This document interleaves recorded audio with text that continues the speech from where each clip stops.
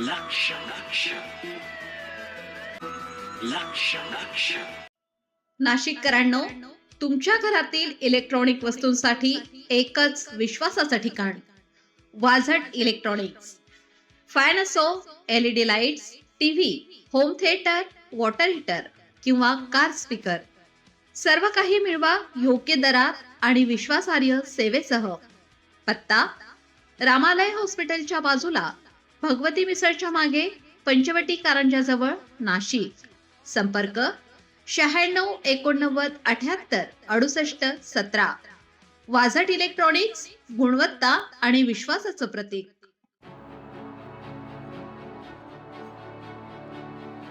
सोमनाथ स्वाभिमान पर्व भारतीय संस्कृती, श्रद्धा आणि अस्मितेचे प्रतीक. सांस्कृतिक कार्यमंत्री ॲडव्होकेट आशिष शेलार.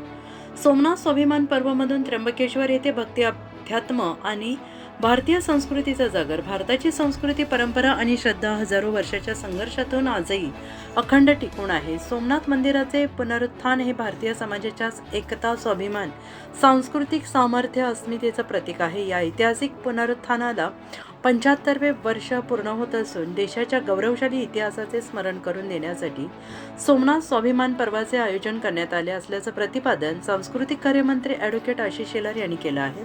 शासनाच्या सांस्कृतिक कार्य विभागाच्या वतीनं त्र्यंबकेश्वर मंदिर परिसरात आयोजित सोमनाथ स्वाभिमान पर्व या सांस्कृतिक कार्यक्रमात मंत्री ॲडव्होकेट शेलार बोलत होते. यावेळी त्र्यंबक नगर परिषदेच्या नगराध्यक्षा त्रिवेणी तुंगार, धर्मादायसह आयुक्त विवेक सोनवणे, सांस्कृतिक कार्य संचालनालयाचे संचालक श्रीराम पांडे, तहसीलदार गणेश जाधव, त्र्यंबक नगर परिषदेचे मुख्य अधिकारी गोविंद जाधव, कार्यकारी अधिकारी निलेश धुमाळ, विश्वास्त कैलास खुले, रुपाली भुतडा, त्र्यंबकेश्वर पुरोहित संघाचे अध्यक्ष मनोज थेटे आदी मान्यवर उपस्थित होते.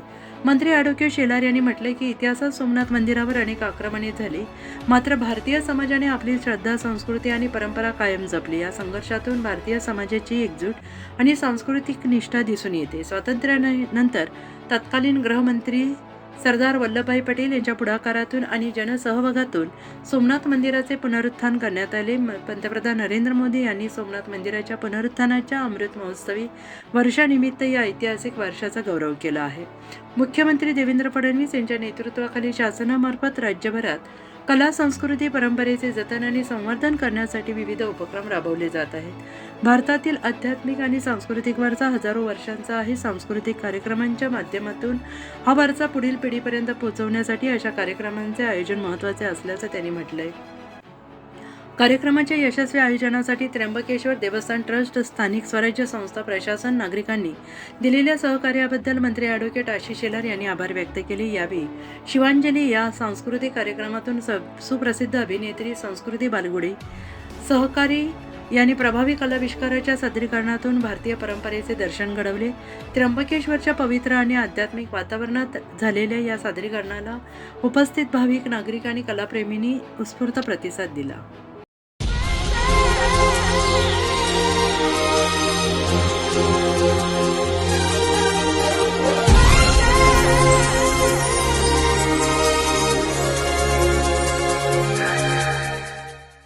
नाशिककरांनो, तुमच्या कारचं रूप बदलायचंय तर एकच ठिकाण लक्षात ठेवा, Bhandari car decors. Car seat cover पासून ते अँड्रॉइड सिस्टीम पर्यंत, headlights, matting, ceramic coating, sun control films, audio video system, woofers, alloy wheels, सगळं काही एकाच छताखाली. बेस्ट टॉप अपग्रेडेशन साठी फक्त भंडारी कार डेकोर्स. ठिकाण: वज्र कॅपिटल, शिंगाडा तलाव, नाशिक. संपर्क: 98 22 47 56 78.